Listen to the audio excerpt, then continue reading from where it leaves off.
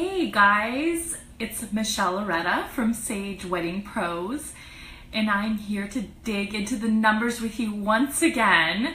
Melissa from Little Black Desk Society has invited me to teach you guys how to create a budget for your business. So I'll tell you a little bit about myself to get started while we're waiting for people to join us. I studied accounting in college. That's my background before I left to be an entrepreneur. I worked for one of those big accounting firms, Deloitte, for a few years. And then I went into sales and marketing and worked for a company that imported clothing from Europe. So my background is really in accounting, in sales, and in marketing.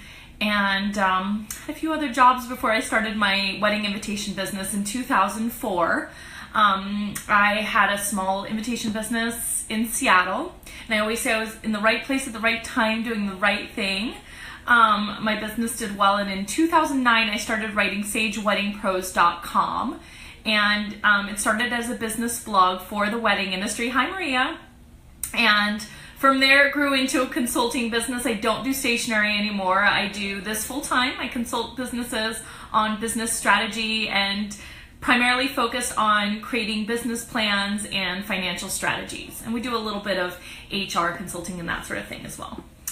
So let's jump right in. So what is a budget? A lot of people kind of get the idea of a budget confused with actually recording what you've done in your accounting. So you have to separate the two ideas of recording what you've done in the past from planning financially for the future, okay? So when you're recording things in the past, that's considered to be accounting or bookkeeping. You want to get a history of how well your business has performed. You're recording your transactions, and typically you're going to do that in a spreadsheet when you're getting started, and then you're going to evolve into something like accounting software. When you want to plan financially for your future, you're probably doing a couple things. You're setting some sales goals. Hey, Melissa. And you are creating an expense budget, okay? So this isn't necessarily where you're doing your sales planning, although there are ways that you can kind of combine the two. I teach people how to write a cash flow plan, and that way you can combine the two. Today we're just going to talk about creating an expense budget. And what you're doing when you're creating a budget is you're looking out over a period of time. I always recommend try to plan out 12 months in advance, and you're trying to think, where am I going to be spending this money that I have for my business over the next 12 months, okay? So there's 3 steps that you have to take in creating this budget. The first one is that you have to look at your past. You need to take a look at what you've done in the last year, if you can. If you have more history, you can go back and look at your past even further.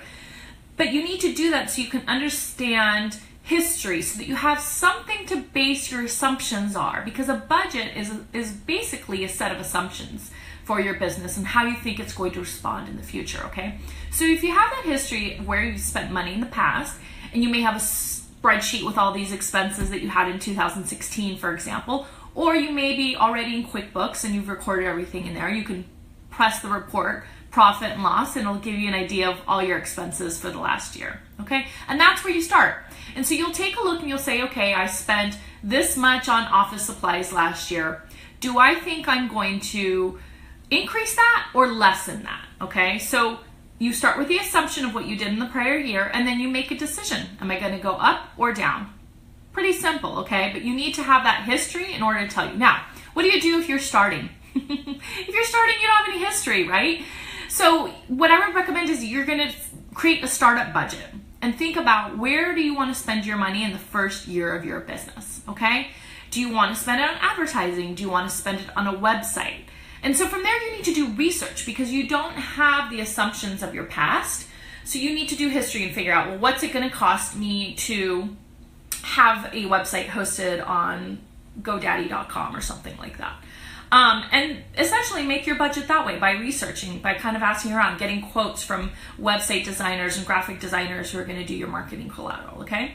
So that's step 1, is take a look at your past and create a list of assumptions using your categories. So typical categories are advertising, marketing expenses, website expenses, branding identity, office supplies, education, what else? Let's see, licenses, legal, professional fees. If you're getting help from lawyers and that sort of thing. Okay, so those are some category accounts. So the second step that you're going to do is you're going to set up your sheet. And your spreadsheet is going to be pretty simple. I'm gonna show one. Can't share my screen on Facebook Live, so I'm gonna show you a paper copy if that helps. But essentially what you want to think about doing is listing all of those categories in your first column going down. So you've got advertising expense, marketing expenses, office supplies, and then you're gonna have the months going across the top. Okay, so it should look something like this. And I've got a template of this for free on our website. You guys can go down and grab it, okay? And so I've put general categories, and then you can put subcategories if that's helpful. So office, and then you can put office furniture, computer equipment, and then just basic office supplies. For advertising, you want to put website advertising, print advertising, networking events, styled shoots, if you're doing some styled shoots, okay? So like I said, that's available on my website. We'll provide a link at the end of this chat so you can go download it for free. But it's a simple setup. So what I find is that creating the budget, that's not the difficult side. Getting the history, there's a lot that you need to do if you're not good with keeping your accounting, but even that part is easy, okay? Set up the sheet like I've showed you, and think about what do I want to spend on networking events this month? I'm going to do, coffee and a networking event every single month. And so for that, I want to budget $30 to $40, right? And so then you decide, okay, January, February, March, every single month, I'm just going to put $100 across every single month. And then certain months, you're just going to have a one-time expense, okay? So like I said, setting up the sheet, to me, that's the easy part. That's the fun part, because looking forward, trying to, look in the crystal ball, that's fun, right? So the third step and the most difficult one is sticking to it. So your budget is only good if you use it. If you're not using it, you can create a gorgeous spreadsheet, all the best laid plans of mice and men. And if you aren't actually referring back to it on a monthly basis, I'm sorry, you're screwed. So what you want to do is your third step is to create a monthly accounting day. I talked a little bit about this on my first live event, what I want you to be doing on your monthly accounting day. There's also a little checklist that you can download on our site as well for that monthly accounting day. Stick to this monthly accounting day. Keep it simple. Call it the first Monday of every single month. I'm going to sit down. I'm going to record my transactions for the last month, either on a spreadsheet or in QuickBooks. And then I'm going to take a look at my budget. How did I do? Let's see, we're in May. How did I do in April? Did I hit my budget? Did I go over budget? Am I under budget? Okay? And what you're trying to do with this is not it's not to beat yourself over the head, like, oh no, I spent $200 on office supplies and I should have only spent $150, right? Like, don't belabor the ups or downs that you have in your budget. You're never going to be 100%. You never say, I'm going to spend $3,756 and exactly hit that number. You're always going to be over or under. That's life, right? But the purpose of having your monthly accounting day and reviewing that budget is so that you can actually change going forward. So let's say I said that I was going to be spending $200 a month on advertising, and I actually spent $300. I went over budget by $100. So the question that you want to make at that point is, I was over budget $100. Was this a one-time expense that happened last month and it's not going to repeat? Or do I need to adjust my plan going forward? Okay, that's what you're doing with your budget, because you always want to make your budget a living, breathing thing that moves and changes with your business. Okay, so that's number 3 is the most important. If you're not using the budget, don't even waste time making it. I'm sorry to say that, but I'm going to be real with you guys. Let me tell you, my clients who make their budget and they stick to their monthly accounting day, and they do that work and they're updating, they hit their targets, they see profitability. I guarantee it, because when you're conscious of it, it's the old adage, if you write down a goal, you will see that goal through. Well, this is a goal that you're setting with numbers.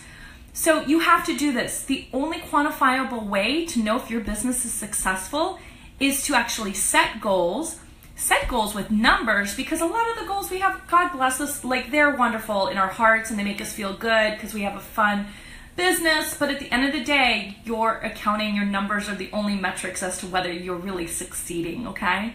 So I have an action step for you, and that's to review your expenses for the last 3 months, okay? You can go longer if you have that history, awesome. Look at the last 12 months and create your budget for the upcoming 12 months. We're in the middle of a year, so I want you to do for the full 12 months. So you want to be looking at June through next May 2018. Create that budget. The free budget is available for you at sageweddingpros.com/toolbox. And for those of you that do not have wedding businesses, this is completely applicable to you. I work with a lot of creative business owners outside of the wedding industry, and my tools will apply to you as well. So make sure to go get that in the toolbox. That's going to make it easy for you. What questions do I have? I've kind of gone through everything really quickly. Are you guys making budgets? Tell me what the hardest part of it is. Is it analyzing the past and knowing where to begin? Is it sticking to the monthly accounting day? I know for me, I mean, as much as I do this, for me personally, the monthly accounting day, it can be hard. I do it a lot better with my personal finances than the business finances. Because in your business, you're stuck, you're working with clients all day. It's really hard to kind of take a day and just stop and reflect on what's happening in your business, okay? So let me know if there's any questions. I don't see anything here, but feel free to pop in additional comments. I'll make sure to check in on the page and see if there's anything else you guys want to know, okay? It is hard to stick to it, Karina, I know. Yes, that is the hardest day. I always tell people, I'm like, listen, I'm not a saint. I probably hit my monthly accounting day about 9 or 10 months out of the year. And that's life because I'm human too. So if you're averaging 9 to 10 months out of the 12 months, then I say you're in good shape, okay? All right, well, let me know if you have questions. You can always email me as well. I'm happy to help. And if you want to dig deeper into your finances, let me know as well. That is my specialty. Nice talking with you all. Yes, so hard, Karina, to do this seasonal shift. Yes. All right. Talk with you soon. Bye.